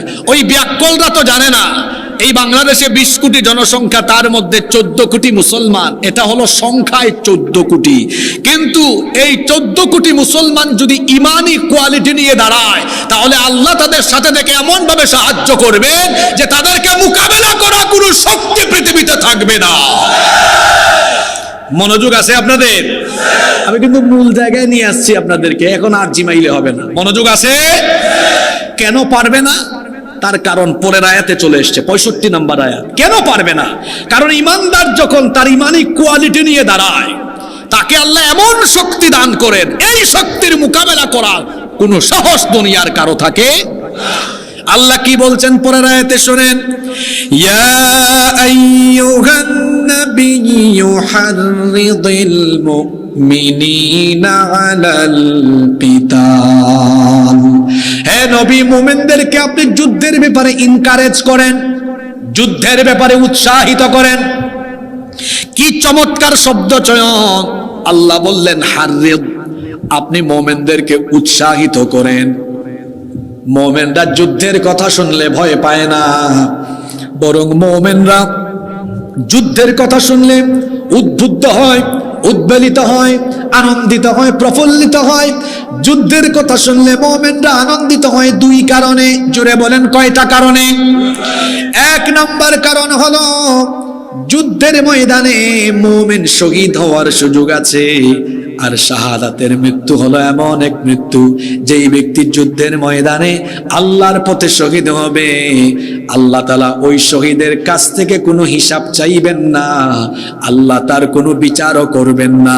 বিনা হিসাবে, বিনা বিচারে আল্লাহ তাকে জান্নাত দিয়ে দিবে। তাহলে যুদ্ধের কথা শুনলে, যেই যুদ্ধে শহীদ হওয়ার সুযোগ আছে, যুদ্ধ শুনলে কি ইমানদাররা ভয় পায় নাকি? এজন্য আপনারা জানেন বহু সাহাবী সুন্দরী স্ত্রী বিয়ে করে বাসর ঘর করে নাই, যুদ্ধের নাম শুনছে, বুঝছে এখনই শহীদ হওয়ার চান্স এসেছে, নতুন বউ ফেলে রেখে যুদ্ধের ময়দানে লড়াই করে শাহাদাতের সুধা পান করেছে। আল্লাহু আকবার! আপনারা তো একজন সাহাবীর নাম জানেন খালি, হানজালা রাদিয়াল্লাহু আনহু। আরো আছে হযরতে জুলাইবিব রাদিয়াল্লাহু আনহুর কাহিনী পড়বেন। কুচকুচে কালো চামড়ার অধিকারী একজন সাহাবী, তিনি এত গরিব মানুষ ছিলেন, বেটে কুচকুচে কালো। আল্লাহর নবী তাকে মদিনার বিখ্যাত এক আনসারী সাহাবীর সুন্দরী মেয়ের সাথে বিয়ে দিয়েছেন। তিনি যুদ্ধের আহ্বান যখন শুনেছেন, বাসর ঘর না করে যুদ্ধের মাঠে গিয়ে তিনি তার জীবনটাকে আল্লাহর পথে বিলীন করে শহীদ হয়েছেন। সুবহানাল্লাহ! ওই মুতার যুদ্ধের আরেকজন সাহাবী আছেন, বাসর ঘর ছেড়ে গিয়েছেন, আব্দুল্লাহ বিন রাওয়াহা। আব্দুল্লাহ বিন, কি যুবক ভাইয়েরা কি বুঝলেন? একটা যুবক আর যুবতীর সারা জীবনের আকাঙ্ক্ষার রাত এটা, বাসর রাত, ফুলসজ্জার রাত। সাহাবীরা কি বুঝেছেন? হ্যাঁ, ওই যে আমার জাতীয় কবি বলেছেন, উহারা চাহুক দাসের জীবন, আমরা শহীদি দরজা চাই। মৃত্যু মৃত্যু ভিতরা, মোরা মৃত্যু কোথায় খুঁজে বেড়াই। মোমেন মৃত্যুকে ভয় পায় না, বরং মোমেন মৃত্যুর মাধ্যমে শাহাদাতের দরজা দিয়ে প্রবেশ করে আল্লাহর জান্নাতে ঘুরে বেড়ানোর সুযোগ পায়। বলছিলাম যুদ্ধের কথা শুনলে মোমেন ভয় পায় না। 1 নম্বর কারণ, যুদ্ধের মধ্যে শহীদ হওয়ার সুযোগ আছে, আর শহীদদের আল্লাহ কোনো হিসাব করেন না, বিচারও করেন না। আল্লাহ বলেন, যাও জান্নাতের গেটটা খুলে দিলাম, তোমার যেদিকে মন চায় পুরা জান্নাত তুমি আনন্দের সাথে ঘুরে বেড়াও। 2 নম্বর কারণ, যুদ্ধে মুমিন এই জন্য ভীত হয় না, কারণ যুদ্ধে মুমিন একা থাকে না, তার সাথে যিনি থাকেন গলার আওয়াজ বড় করে বলেন তিনি কে? আল্লাহ তাআলা বলছেন, ও নবী, মুমিনদেরকে যুদ্ধের ব্যাপারে উৎসাহিত করেন, কারণ তারা যদি কোয়ালিটি নিয়ে, ইমানের কোয়ালিটি নিয়ে দাঁড়াতে পারে, আমি আল্লাহ তাদের শক্তি এমন ভাবে বাড়িয়ে দিব। খুব ভালো করে আয়াতটা শুনেন। আল্লাহ তাআলা বললেন, ইয়াকুম মিনকুম 20 সাবিরুনা ইয়াগলিবু মিআতাইন। যদি ইমানের উপরে অবিচল থাকা মুমিনের সংখ্যা হয় মাত্র 20 জন, এই 20 জনের গায়ে আমি আল্লাহ এত শক্তি ঢেলে দিব যে তারা 200 জন কাফেরকে পরাস্ত করে পরাজিত করে দিবে। সুবহানাল্লাহ। আপনারা কি শুনতেছেন? হ্যাঁ যুবক ভাইরা রেডি তো? আপনাদের জন্য সামনে একটা যুদ্ধ আছে, এই জন্য আজকে আয়াত শোনাচ্ছি, এমনি এমনি ধরে নাই এই আয়াত। তাহলে ইমানের কোয়ালিটিতে সমৃদ্ধ হওয়া 20 জন মোমেন যদি থাকে, কয়শো জনকে পরাজিত করবে? ওই সময় শক্তি দিয়ে দেন কে? আল্লাহ। এই যে আপনারা খায়বারের ইতিহাস জানেন না? খায়বার যুদ্ধে আলী রাদিয়াল্লাহু আনহু এক হাতে তলোয়ার, আরেক হাতে কি? কপাট। কপাট নিয়ে কাফেরদেরকে একদম এবলা থেবলা বানিয়ে দিয়েছে। আল্লাহু আকবার।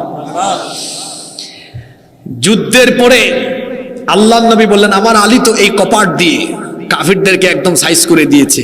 আলী রাদিয়াল্লাহু আনহু বললেন, জি আমি এই কপাট দিয়ে কাফেরদেরকে সাইজ করেছি। নবীজি বললেন, দেখি কপাটটা হাতে নাও তো। এখন এই কপাট হাতে নিতে তিনি শরম পেয়ে গেছেন, লজ্জা পাইছেন। আল্লাহ রাসূল বললেন, আলী লজ্জা পেও না, কাফিরদের মোকাবেলার জন্য যুদ্ধকালীন ওই সময়ে তোমার গায়ে আল্লাহ এত শক্তি ঢেলে দিয়েছিলেন। আল্লাহু আকবার। তো ৩৬ জুলাই ছাত্রদের কাছে, জনতার কাছে কোনো অস্ত্র ছিল? কথা বলেন, অস্ত্র ছিল? একটা জিনিস ছিল, বুক ভরা সাহস, আল্লাহর উপর দৃঢ় ঈমান। এটা নিয়ে দাঁড়ানোর কারণে দেখা গিয়েছে অস্ত্র শস্ত্র নিয়ে যারা এসেছে তারা নিজেরাই পালিয়েছে, আর হুকুমদাতারা দেশ ছেড়ে তাদের মামু বাড়িতে চলে গিয়েছে। ঈমান থাকলে পরে ঈমানের মোকাবেলা করা অস্ত্র শস্ত্র দিয়ে অসম্ভব। সে আল্লাহ বলছেন, যদি ঈমানের কোয়ালিটিতে সমৃদ্ধ হওয়া মুমিনের সংখ্যা মাত্র 20 জন হয়, কতজনকে পরাজিত করবে? 200। শোনেন, খুব চমৎকার একটি জায়গায় আলোচনা চলছে, আয়াত শেষ না, এর পরের অংশে কি বলা হচ্ছে শুনেন। وَإِن يَكُن مِّنكُم مِّئَةٌ يَغْلِبُوا أَلْفًا مِّنَ الَّذِينَ كَفَرُوا بِأَنَّهُمْ قَوْمٌ لَّا يَفْقَهُونَ। আর ইমানের কোয়ালিটিতে সমৃদ্ধ থাকা মুমিনের সংখ্যা যদি 200 হয়, তাহলে 1000কে মোকাবেলা করে পরাজিত করে দিবে। সুবহানাল্লাহ। সুবহানাল্লাহ পড়বেন না? দেখি তো আপনারা সংখ্যাটা মনে রাখতে পেরেছেন কিনা? 20 জনে 200। মাশাআল্লাহ, এই তো নীলফামারীর মানুষ। 20 জনে 200 আর 200 জনে। যুবক ভাইরা, ছাত্র ভাইরা, তাড়াতাড়ি একটু ক্যালকুলেটর বানান তো, জন প্রতি কয়জন পড়ে? জন, এই তো মাশাআল্লাহ, জন প্রতি 4 জন। কেমনে হয় বাবা? 10 জন। 1000 ভাগ 200 কত? 10। 200 গুণ 10 কত হয়? জন প্রতি 10 জন হয় না? 200 জনে 1000, জন প্রতি কত পড়ে? 10 জন করে পড়ে। আর 20 জনে 200, জন প্রতি কত? 10 জন। কথা বলেন কত? আচ্ছা, এই হিসাব কি এই হুজুরের না আল্লাহর? আল্লাহ। এটা আমি এই আয়াত তো আজকে এমনি ধরি নাই। আল্লাহ এখানে আনুপাতিক হিসাব বুঝাচ্ছে যে যুদ্ধের সময় মুমিন যদি ঈমান নিয়ে থাকে, এটা বদর যুদ্ধের আয়াত, মুমিন যদি ঈমান নিয়ে দাঁড়ায়, আগেই বলেছিলাম বদরে মুসলমানদের অস্ত্র ছিল না, ছিল কি? ঈমান। জোরে বলতে হবে, আমি দুর্বল মুসলমান দেখতে পারি না। ছিল কি? ঈমান। জোরে বলেন, ছিল কি? ঈমান। আল্লাহ বলছেন এই ঈমান থাকলে পরে সংখ্যায় 20 জন হইলে 200 জনকে পরাজিত করবে, 200 জন 1000 জনকে পরাজিত করবে। ভাগ করলে দেখা যায় জন প্রতি একজন মুমিন কয়জন কাফেররে হারায়? 5 জন। জোরে বলেন কয়জন? 5 জন।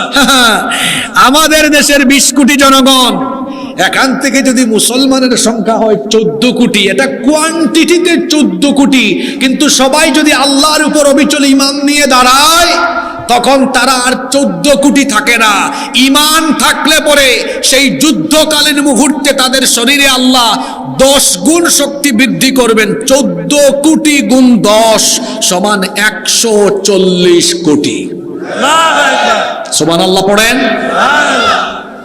পাশের দেশ থেকে আজ আমাদেরকে হুমকি দেওয়া হয়, বলা হয় আমাদের দেশ তারা দখল করবে।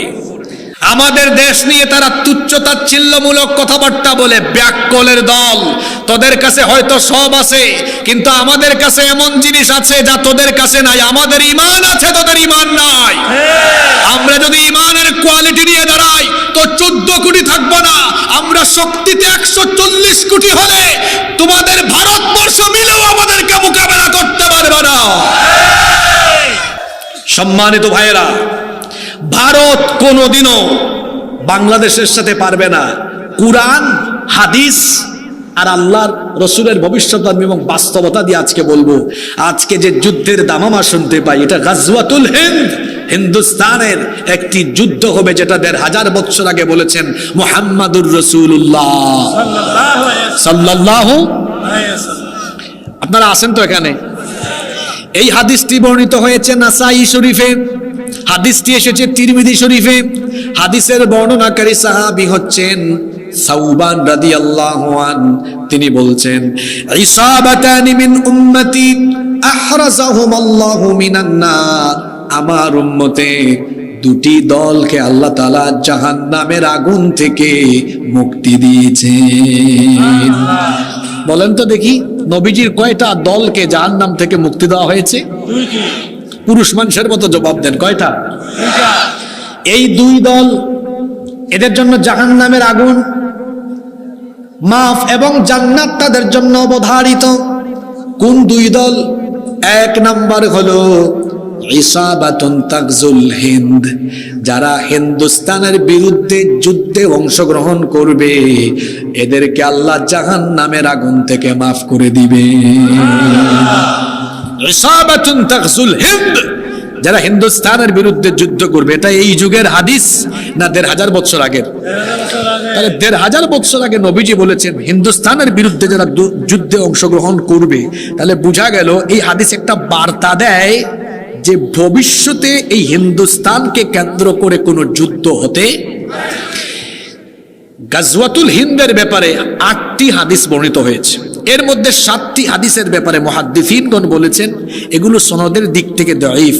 এটি একমাত্র হাদিস, যে হাদিসটা আমি পড়ছি, এই হাদিসের ব্যাপারে মুহাদ্দিসিনদের অভিমত হলো এটি হচ্ছে সনদের দিক থেকে একমাত্র সহিহ হাদিস। যে হাদিসে বলা হচ্ছে এই উম্মতের দুটি দলকে আল্লাহ তাআলা জাহান্নামের আগুন থেকে মুক্তি দিবেন। একদল হলো ইসাবাতুন তাগজুল হিন্দ, যারা হিন্দুস্তানের বিরুদ্ধে যুদ্ধে অংশ নিবে, যুদ্ধে শহীদ না, যুদ্ধে, জোরে বলেন, যুদ্ধে অংশ নিবে, তাদের জন্য জাহান্নাম মাফ। সুবহানাল্লাহ। কি মাফ? আরেকটা হাদিস আছে, যদিও এটা দুর্বল হাদিস। আবু বকর রাদিয়াল্লাহু আনহু বলেছেন, নবী আমার জানমাল সব বিক্রি করে দিয়ে ওই যুদ্ধে আমি অংশ নিব। সুবহানাল্লাহ পড়েন। সুবহানাল্লাহ। সম্মানিত ভাইয়েরা, হিন্দুস্তানে অভিযান এটা অনেক আগে শুরু হয়েছে। ওমর রাদিয়াল্লাহু আনহুর সময়ে সর্বপ্রথম 15 হিজরিতে ভারতবর্ষে অভিযান হয়। এরপরে 38 হিজরিতে আরেকবার হয়েছে, 44 হিজরিতে আরেকবার হয়েছে, 92 হিজরিতে আরেকবার হয়েছে, 402 হিজরিতে আরেকবার হয়েছে। তার মানে অনেকবারই হয়েছে। সামনে হতে আল্লাহ নবী ভবিষ্যৎবাণী করে গিয়েছেন যে কিয়ামতের আগে, ইমাম মাহদি আসার আগে হিন্দুস্তানে একটা যুদ্ধ হবে। এই হিন্দুস্তানের যুদ্ধে যে মুসলমানরা হিন্দুস্তানের বিরুদ্ধে যুদ্ধ করবে তাদের জন্য আল্লাহ জাহান্নামের আগুন মাফ করে দিবেন। সুবহানাল্লাহ। তো হিন্দুস্তানের উগ্রবাদীদেরকে আমরা বলবো, তোরা যে আমাদেরকে ভয় দেখাস, আমরা ভয় পাই না। কারণ রসুল আমাদেরকে বার্তা দিয়ে গিয়েছেন আমরা যুদ্ধ প্রিয় জাতি নই, আমরা শান্তি প্রিয় জাতি। আমরা ডিফেন্সিভ, আমরা কাউকে আগে আক্রমণ করি না, তবে আক্রান্ত হয়ে গেলে কাউকে আমরা ছাড় দিতে জানি না। আমরা আগে থেকে কাউকে আক্রমণ করি না, এটা আমাদের স্বভাব। কিন্তু আমি ঘুমিয়ে আছি আর আপনি আমার কানের কাছে এসে খুঁচাবেন, তাহলে কিন্তু খবর আছে। একটা সিংহ ঘুমিয়ে থাকলে তো ভালো, ঘুমিয়ে আছে, ঘুমিয়ে থাকতে দেন। কেউ যদি ঘুমিয়ে থাকা সিংহের কানের কাছে এসে খুচাখুচি করে আর সিংহ যদি জেগে উঠে, খবর আছে না নাই? মুসলমান হলো সিংহের জাতি। 14 কোটি মুসলমান এই বাংলাদেশে আছে। আমরা পরমত সহিষ্ণু, পরধর্ম সহিষ্ণু, আমরা সম্প্রীতি মেনটেন করে চলাফেরা করি। এদেশে আমরা অন্যান্য ধর্মের ভাই বোনদেরকে সম্মান করি, ভালোবাসি। আমরা এই দেশে মিলেমিশে বসবাস করছি। এরপরেও কেউ যদি আমার দেশের এই সম্প্রীতি নষ্ট করে স্বাধীনতা সার্বভৌমত্বের গায়ে আঘাত কিংবা আমার দেশের মানচিত্রের গায়ে কুনজর দেয়, আমরা বসে থাকবো না। সিংহের মতো যদি আমরা গর্জে উঠি, তাহলে তারা বলে আমাদের মানচিত্র তারা টুকরা টুকরা করবে, আমি বলি আমাদেরকে খেপিয়ে তুললে তোমাদের মানচিত্র টুকরা টুকরা হয়ে যাবে, দিল্লিতে ইসলামের পতাকা উড়িয়ে দেওয়া হবে।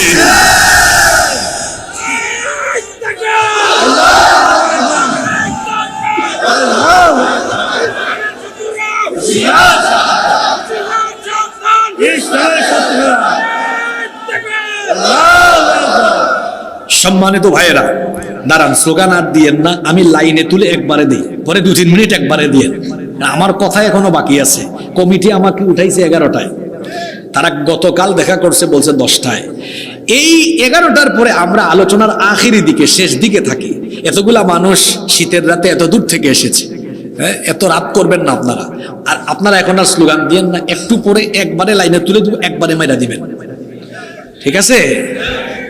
তাহলে বলছিলাম, আল্লাহ রসুল বলেছেন যে আমার উম্মতের 2 দলকে আল্লাহ তাআলা জাহান্নাম থেকে মুক্তি দিবেন। সুবহানাল্লাহ।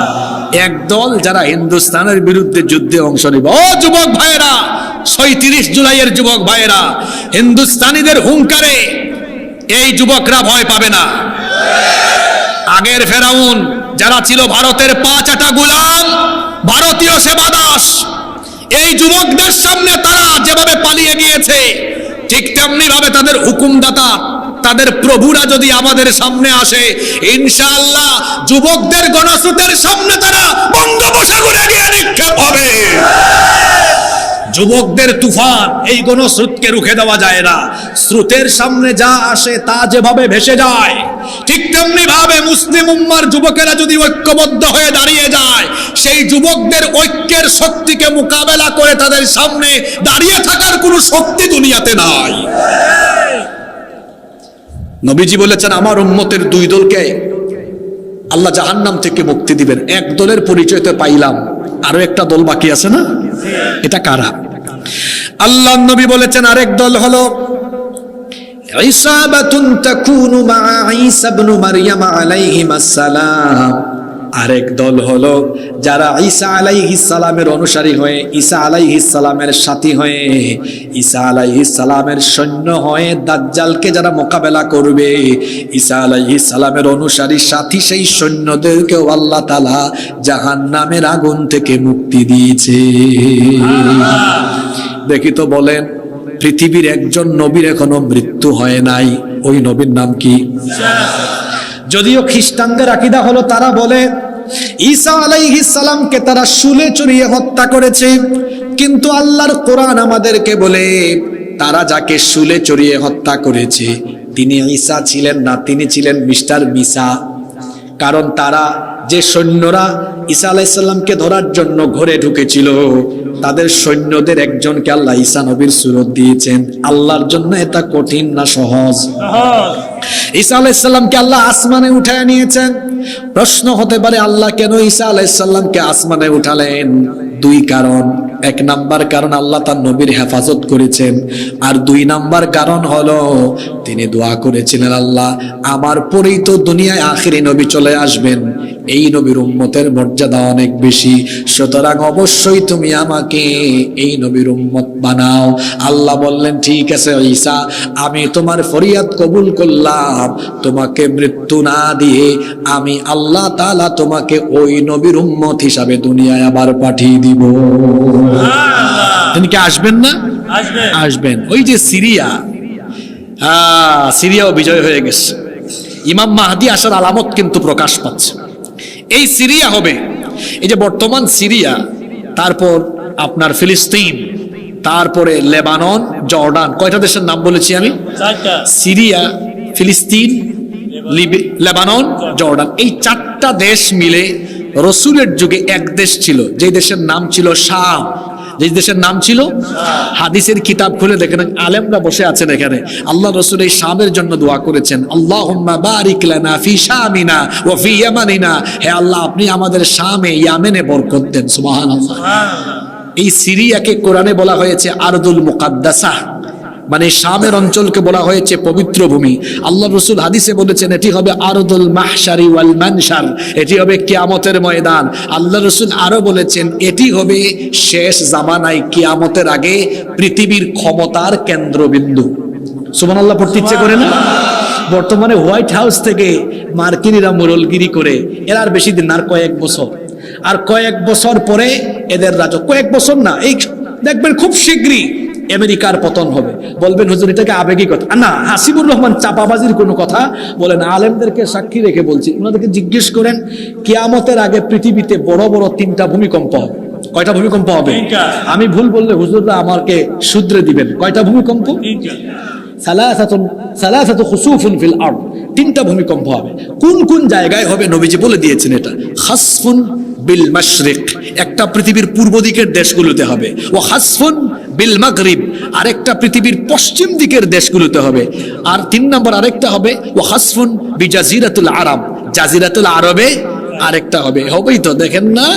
হ্যাঁ, সালমানের পুলা মুহাম্মদ যা শুরু করেছে, এদের পতন সামনে আছে। তো এই যে 3 জায়গার ভূমিকম্প, পূর্ব, পশ্চিম আর জাজিরাতুল আরব। এখন আপনারা ওয়ার্ল্ড ম্যাপ, বিশ্ব মানচিত্র তো আপনাদের জানা আছে, পশ্চিমে কোন দেশ? আমেরিকা। আর তার কিছু দূষর আরো আছে না, যারা এখন পৃথিবীতে বড়াই করে। আল্লাহ রসুলের হাদিস অনুযায়ী এটা যদি জেন জি দেখে, দেখবে, না দেখলে আলফা জেনারেশন, না দেখলে 15 জেনারেশন, ইউটিউবে এই কথা থাকবে, তারা যেন রসুলের হাদিসের সত্যতা মিলিয়ে নেয়। খুব শীঘ্রই আমেরিকা অর্থাৎ পশ্চিমের দিকে থাকা এই দেশ মাটির তলায় দাবিয়ে দেওয়া হবে। ঠিক না? বলেন আল্লাহু আকবার। কুরআন আর এই কি বলে রসুলের হাদিস ঠিক বেঠিক করার আপনি কে? মাহফিলগুলোকে আপনারা রাগ করবেন না আমার কথায়। এই যে আমি দীর্ঘ 1 ঘন্টার উপরে বক্তব্য রাখছি, আমি কি একবারও বলেছি ঠিক কিনা? ওই যে আবার বলে, আমি কি বলেছি একবারও এই কথা বলেছি? ঠিক না বেঠিক বলেছি? তো কুরআন হাদিসের কথা আপনি ঠিক বেঠিক করার আপনি কে? বরং আমি দেখবেন আলোচনায় ফাঁকে ফাঁকে কিছুক্ষণ পর বলে সুবহানাল্লাহ, আল্লাহু আকবার। কেন? এই ঠিক ঠিক বললে সওয়াব হয় না, সুবহানাল্লাহ বললে সওয়াব হয়, আল্লাহু আকবার বললে সওয়াব হয়। সুবহানাল্লাহ, আবারও ঠিক সুবহানাল্লাহ, আল্লাহু আকবার বলেন সুবহানাল্লাহ। মাহফিলের এই পরিস্থিতি পাল্টা সংস্কারের জন্য আমরা উদ্যোগ নিচ্ছি। যেমন আগামী বছরের সিদ্ধান্ত আমার, আমি উত্তরবঙ্গে বড়জোর হাতে গোনা কয়েকটা মাহফিলে আসবো, খুব শর্তারূপ করে আসবো। 9টার আগে আমাকে স্টেজ দিতে হবে। এই শর্তে যারা মাহফিল নেবেন, বড়জোর হাতে গোনা মাত্র কয়েকটা প্রোগ্রাম করবো। এত মাহফিলের দরকার নাই, গুছালো কিছু প্রোগ্রাম, গুছালো কিছু কথাবার্তা মানুষের জীবন পরিবর্তনের জন্য যথেষ্ট। দীর্ঘদিনের অভ্যাস তো, পাল্টাইতে একটু সময় লাগবে, অসুবিধা নাই। সম্মানিত ভাইয়েরা আমার দিকে তাকান, গুরুত্বপূর্ণ কথা চলে যাচ্ছে। আমি কোন দেশের কথা জানি বলছিলাম? সিরিয়া। কোন দেশের কথা? সিরিয়া। এটা হবে পৃথিবীর ক্ষমতার কেন্দ্রবিন্দু। এটা আমার কথা নয়, রাসূলুল্লাহ বলেছেন ইমাম মাহদী আসবেন গোটা দুনিয়ায়, তিনি খেলাফত কায়েম করে গোটা পৃথিবীর বাদশা হয়ে পৃথিবী পরিচালনা করবেন। সুবহানাল্লাহ। আর তার ক্ষমতার হেডকোয়ার্টার হবে কোথায়? নবীজি বলেছেন শামে। কোথায়? আবার এই সিরিয়া এমন একটা দেশ, ওই যে একজন নবী মারা যান নাই, নামটা জানি কি? উনি কোন দেশে আসবেন জানেন? জানেন না আপনারা? সিরিয়া। কোন দেশ? হাদিসে এসেছে ইমাম মাহদী আসার পরে দাজ্জাল আসবে, আর দাজ্জাল এসে মক্কা মদিনা ছাড়া গোটা দুনিয়ায় তাণ্ডব চালাবে। এরপরে আল্লাহ দাজ্জালকে কতল করার জন্য, হত্যা করার জন্য ঈসা আলাইহিস সালামকে আবার দুনিয়ায় পাঠাবেন। সুবহানাল্লাহ। আর তিনি কোথায় আসবেন? হাদিসে এসেছে সিরিয়ার দামেস্কের পূর্ব দিকে সাদা গম্বুজওয়ালা একটা মসজিদ হবে। ওই সাদা গম্বুজওয়ালা মসজিদে ফজরের নামাজের ঠিক আগ মুহূর্তে একামত হবে, আর উনি ওই সময় 2 জন ফেরেশতার কাঁধের উপরে ভর করে এই মসজিদের ছাদে অবতরণ করবেন। ইমাম মাহদী নামাজে ইমামতিতে দাঁড়াতে যাবেন, তিনি দেখেই চিনবেন, বলবেন আপনি তো আপনি তো রূহুল্লাহ, ঈসা আলাইহিস সালাম, আসেন আপনি ইমামতি করেন। তিনি বলবেন, না, আপনি মুসলমানদের খলিফা, আপনি ইমামতি করেন, আমি ইমামতির জন্য আসি নাই, আমি খুব বড় কাজের জন্য আসছি। নামাজ শেষ করার পরে তিনি দাজ্জালকে বাবে লুদে গিয়ে হত্যা করবেন। আল্লাহর নবী বলেছেন, ঈসা আলাইহিস সালাম দুনিয়াতে আসার পরে দাজ্জালের বিরুদ্ধে যে সেনাবাহিনী গঠিত হবে, ওই সেনাবাহিনীতে ঈসা নবীর সাথে যারা থাকবে, বিনা হিসাবে বিনা বিচারে তারা জান্নাত পাবে। তাইলে আল্লাহ রসুলের ১৫০০ বছর আগের হাদিস, আমার উম্মতের দুই দলকে আল্লাহ জাহান্নাম থেকে কি দিবেন? দুই দলের পরিচয় পাইলাম। এক দল যারা হিন্দুস্তানের বিরুদ্ধে যুদ্ধে অংশ নিবে, আরেক দল যারা ঈসা আলাইহিস সালামের সৈন্য হবে। হে আল্লাহ, তুমি সাক্ষী থেকো, আমরা হায়াতে যদি পাই ঈসা আলাইহিস সালামকে, এই বাংলাদেশ থেকে গিয়ে হলেও তার সৈন্য হব ইনশাআল্লাহ। বলেন ইনশাআল্লাহ। আর আরেক দল তো যা শুরু করছে, আমি তো আগেই বলেছি, আমরা যুদ্ধ প্রিয় নই, আমরা শান্তি প্রিয়। কিন্তু 5ই আগস্টে দাদা বাবুরা তাদের সেবা দাস, তাদের পা চাটা গুলামদেরকে বাংলাদেশ থেকে তারা যখন হারিয়েছে, তখন রাতের ঘুম হারাম, মাথা পাগল হয়ে গিয়েছে। আপনারা আমার শেষের দিকের কথাগুলো মনোযোগ দিয়ে শুনতে হবে। পৃথিবীতে বাংলাদেশের সবচেয়ে বড় দুশ্মন হলো ভারত। এটা যে বিশ্বাস করে না, এটা যে বিশ্বাস করে না, তার ভূ রাজনীতি, আন্তর্জাতিক রাজনীতি নিয়ে কোনো জ্ঞান। ওরা কি করে? ওরা সব নেয় বাংলাদেশ থেকে, কিছু দেয়? কে বলছে দেয় না? দেয়। সীমান্তে ফেলানির লাশ আর শুকনা মৌসুমে পানি না দিয়া বর্ষা মৌসুমে পানিতে ডুবাইয়া মারে। গত 15 বছর যারা এই দেশে ছিল, ভারত যা চেয়েছে তাই তারা করেছে। ভারতকে খুশি করার জন্য পিলখানা হত্যাকাণ্ড ঘটানো হয়েছে। ভারতকে খুশি করার জন্য 13 সালে শাপলা চত্বরে আলেম উলামা আর ছাত্রদেরকে নির্বিচারে গুলি করা হয়েছে। ভারতকে খুশি করার জন্য আল্লামা সাঈদী নিরপরাধ ছিলেন, তাকে জেলখানায় রেখে বিষ প্রয়োগে অন্যায়ভাবে হত্যা করা হয়েছে। ভারতকে খুশি করার জন্য কি কি করা হয়েছে আপনারা সব জানেন। তারা যখন তাদের পা চাটা গুলামদেরকে হারিয়েছে, আমি আপনাদেরকে বলছি, আপনারা সাক্ষী আছেন, 5 আগস্টের পর থেকে আজ পর্যন্ত তাদের মিডিয়ায় বাংলাদেশের বিরুদ্ধে বদনাম, বিষেধাগার, অপপ্রচার আর মিথ্যাচার করে যাচ্ছে। তারা বলতেছে কি, বাংলাদেশে হিন্দুদের বাড়িঘর, বাংলাদেশে হিন্দুদের বাড়িঘর, জায়গা জমি লুটপাট করা হচ্ছে, তাদের উপরে নির্যাতন করা হচ্ছে, এটা তাদের অভিযোগ। কিন্তু এই অভিযোগের সাথে কি বাস্তবতার কোনো মিল আছে? বরং বাস্তবতা হলো বাংলাদেশে হিন্দুরা এবং অন্যান্য ধর্মের সবাই জামায়া ধরে আছে। যখন ইসকনের উগ্রবাদীরা সনাতনী হিন্দু ভাই বোনদেরকে নিয়ে আন্দোলন, ওই যে আমি বলি সুখে থাকতে ভূতে কিলায়, সুখে থাকতে, এই চিন্ময় কুমার যাকে রাষ্ট্রদ্রোহ মামলায় এখন বর্তমানে জেলে রাখা হয়েছে, এরা সবাই মিলে ভারতীয় এজেন্ডা বাস্তবায়নে যখন হিন্দু মুসলমানের মধ্যে দাঙ্গা লাগিয়ে বাংলাদেশকে অস্থিতিশীল করে গৃহযুদ্ধ লাগিয়ে দেওয়ার অপচেষ্টা করেছে। আলহামদুলিল্লাহ, বাংলাদেশের হিন্দু, মুসলিম, বৌদ্ধ, খ্রিস্টান সব ধর্মের মানুষ ঐক্যবদ্ধ হয়ে তাদের সেই অপচেষ্টাকে রুখে দিয়েছে। যখন যখন যখন রুখে দিল, তখন তারা কি করছে আপনারা জানেন।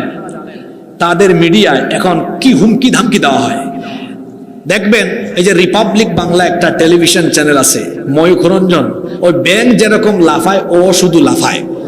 তারপর বাংলাদেশের মানচিত্র ডিসপ্লেতে বড় করে আনার পরে বলে, এই যে বাংলাদেশের চিকেন স্ন্যাক আছে, এই যে ফেনে দিয়ে ঢুকে 5 মিনিটে আমরা আলাদা করে দিব, এই যে সিলেট এটাকে আমরা আলাদা করে দিব, এই যে রংপুর, মানে এই রংপুরের অন্তর্ভুক্ত আপনারা সহ যারা আছেন, নীলফামারী, কুড়িগ্রাম, লালমনিরহাট, এই পঞ্চগড়, তারপরে ঠাকুরগাঁও, এগুলাকে আমরা কি করে দিব?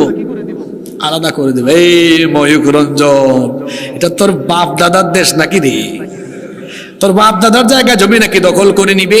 আমার 56,000 বর্গ মাইলের বাংলাদেশের মানচিত্রের দিকে কেউ যদি চক্ষু দেয়, তাহলে সেই চক্ষুকে বাংলাদেশের মানুষ উপড়ে ফেলবে।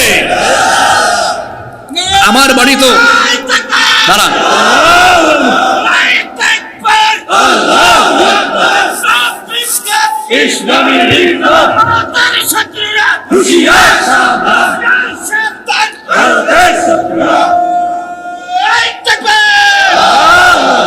সম্মানিত ভাইয়েরা, আমি বললাম যে একবারে দিয়ে, তাও আপনারা দাঁড়ায় গেছেন, একটু তো সময় দিবেন আমাকে, একটু সময় দিবেন না? আমার এই কথাগুলা শেষ করতে দেন, মনে জমানো অনেক কথা, আমার কষ্ট হচ্ছে নাকি আপনাদের? আমার বাড়ি কোথায় জানেন আপনারা? আমার বাড়ি সিলেটে। তা আমাদের সিলেটের মানুষ একটু গম্ভীর থাকে, ঠিক আছে, কিন্তু এদের অতীতের ইতিহাস ভালো। তো শাহজালাল রহমতুল্লাহ আলাইহের রুহানি সন্তানেরা সিলেটে এসেছিলেন। হযরত শাহজালাল রহমতুল্লাহ আলাই 360 জন ওরে নিয়ে এসেছেন। তিনি কেমনে ঢুকেছেন সিলেটে জানেন আপনারা? সিলেট ঢুকতে একটা নদী পড়ে, ওইটার নাম সুরমা নদী। সুরমা নদীতে এসে তিনি জায়নামাজ বিছিয়ে, আল্লাহর ওলি জায়নামাজে করে সুরমা নদী পার হয়েছেন। সিলেটে ঢুকে তার 360 জন সাথী নিয়ে গৌর গোবিন্দকে সিলেট থেকে উৎখাত করে দিয়েছেন। আমরা সেই শাহজালাল রহমতুল্লাহ আলাইহের উত্তরসূরি রুহানি সন্তান, তার সিলেটে থাকি। এই যে বলে সিলেটকে আলাদা করে দিবে, তো সিলেটের মানুষ আমার আঞ্চলিক ভাষায় খুব মজা করে বলেছে, সীমান্তে বলেছে, আও আইয়া হামাও, আমরা রেডি আছি, আইলে বাদাম দেব। কিতা দেব? বাদাম। বাদাম আবার খাওয়ার বাদাম না, এটা এটা এটা। আও মানে আসো, আইয়া হামাও মানে এসে ঢুকো, এর বাদে আমরা 2টা বাদাম দেব। আর ওইদিকে চট্টগ্রাম নিয়ে কথা বলে, এদিকে রংপুর নিয়ে কথা বলে। এত সহজ? আমার 56,000 বর্গ মাইলের এই মাতৃভূমির দিকে কেউ যদি চক্ষু বাড়ায়, কিংবা কেউ যদি মনে করে তারা এই দেশকে অঙ্গরাজ্যের মতো ব্যবহার করবে, ইউনূস সাহেব তো বলেছেন 7 সিস্টার, আর আমি কোরআন হাদিসকে সামনে রেখে কথাগুলো বলে গেলাম। ওরা বাংলাদেশের দিকে চক্ষু দিলে রাসূলুল্লাহর হাদিসের ভবিষ্যৎ বাস্তবায়ন হয়ে যাবে। শুধু 7 সিস্টার, 7টা রাজ্য নয়, তাদের সবগুলো রাজ্য মুসলমানদের দখলে এসে আমাদের পূর্বপুরুষরা 750 বছর ভারতকে শাসন করেছিল।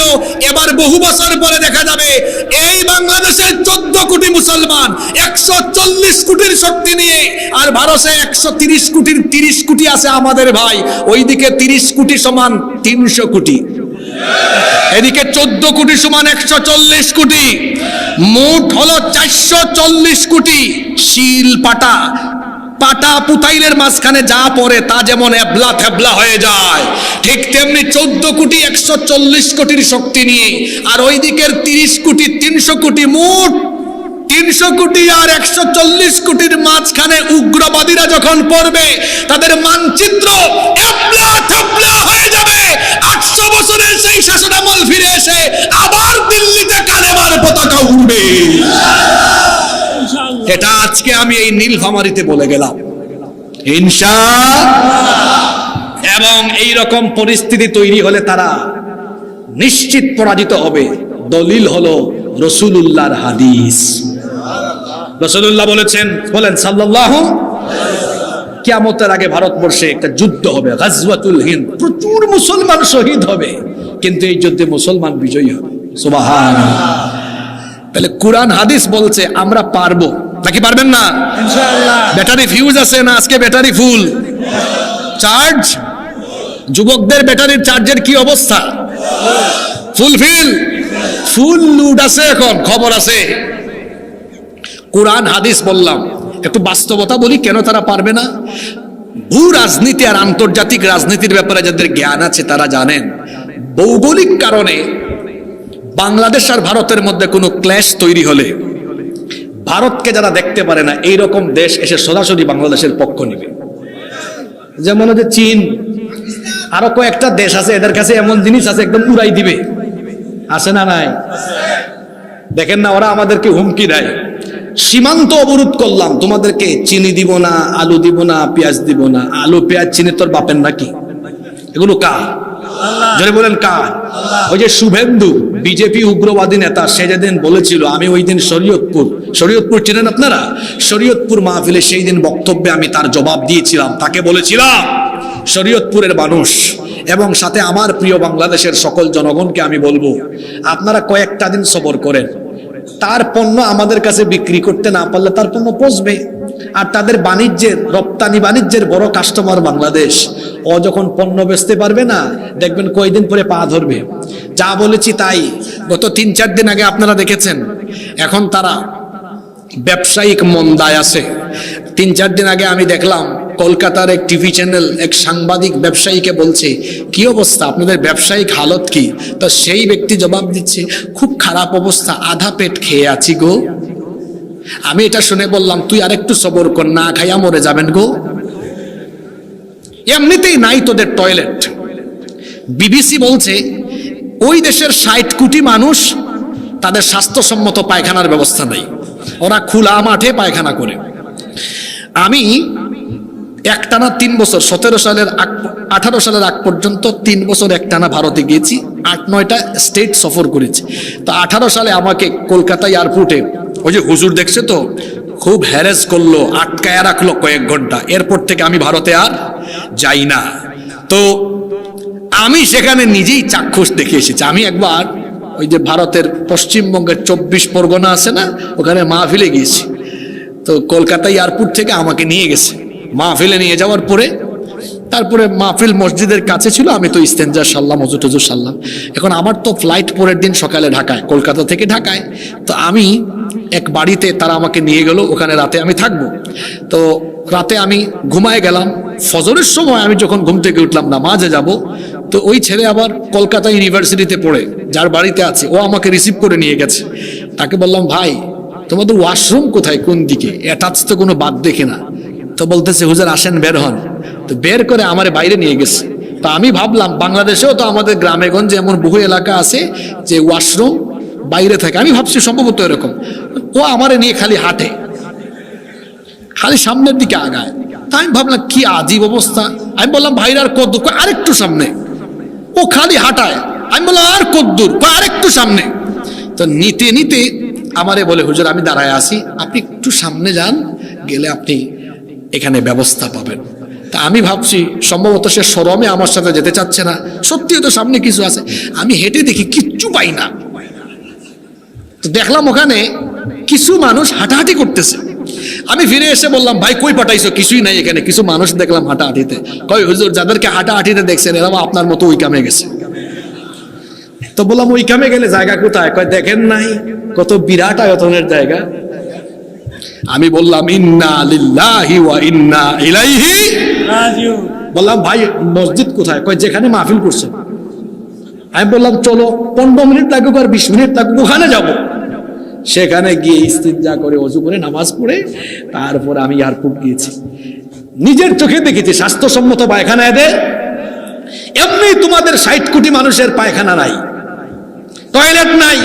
এর মধ্যে যদি বাংলাদেশে তোমাদের পণ্য না ঢুকে, ব্যবসা যদি ভালো করে করতে না পারো, অভাবে অনটনে দুর্ভিক্ষে তোমাদের মতো উগ্রবাদীরা মরে যাবা। আমার দেশের মানচিত্রের দিকে হাত বাড়ায়ও না, শেষ হয়ে যাবা তোমরা। শুধু তাই নয়, ওরা আমাদের দেশে থেকে কিছু লোক যারা চিকিৎসায় গিয়েছে, ভারতীয় পতাকাকে প্রণাম না করলে বলে চিকিৎসা দিবে না, জানেন না আপনারা? এখন কি অবস্থা, বাংলাদেশিরা যায় না, তাদের পর্যটন খাতে, তাদের চিকিৎসা খাতে ধস। এখন তারা ডিসকাউন্ট ঘোষণা করেছে বাংলাদেশিদের জন্য 40%, 50% ছাড়। শুধু তাই নয়, বাংলাদেশিদের জন্য আলাদা হেল্পলাইন। আমি বলছিলাম গত কয়েকদিন ধরে, বাংলাদেশ থেকে কেউ আর যাইয়েন না। আমি বিশ্বাস করি মেডিকেল সায়েন্সের যে বই পড়ে ওরা ডাক্তার হয়েছে, ভারতীয়রা মেডিকেল সায়েন্সের সেম বই পড়ে আমার দেশের ছেলেমেয়েরাও ডাক্তার হয়েছে। আমার দেশের ছেলেমেয়েরা যদি আন্তরিকতা বাড়ায়, দেশপ্রেম আর ইমানি চেতনা নিয়ে চিকিৎসা ব্যবস্থায় এগিয়ে আসে, ভারতের চাইতে বাংলাদেশের চিকিৎসা ব্যবস্থা আরো উন্নত হবে ইনশাআল্লাহ। সুতরাং দেশের এই কঠিন পরিস্থিতিতে আপনারা কমিটিতে আবার ধরেন না কোথা থেকে হুজুর আনছেন, উনি শুধু গাজবাতুল হিন্দ বলে চলে গেছে, আমল আখলাকের কথা বললো না। শুনেন, আপনার দেশের স্বাধীনতা সার্বভৌমত্বই যদি টিকে না থাকে, তো আমল আখলাক কোন দেশে করবে? যখন দেশের স্বাধীনতা সার্বভৌমত্ব, ইসলাম আর মুসলমানদের অবস্থা চরম অবস্থায় পৌঁছে যায়, তখন দেশ বাঁচানো, ইমান বাঁচানো, ইসলাম বাঁচানোর জন্য সেই ক্ষেত্রে সচেতন হয়ে সবাইকে ঐক্যবদ্ধভাবে তা মোকাবেলা করা ফরজে আইন। আমি সেটাই আপনাদেরকে বলে গেলাম।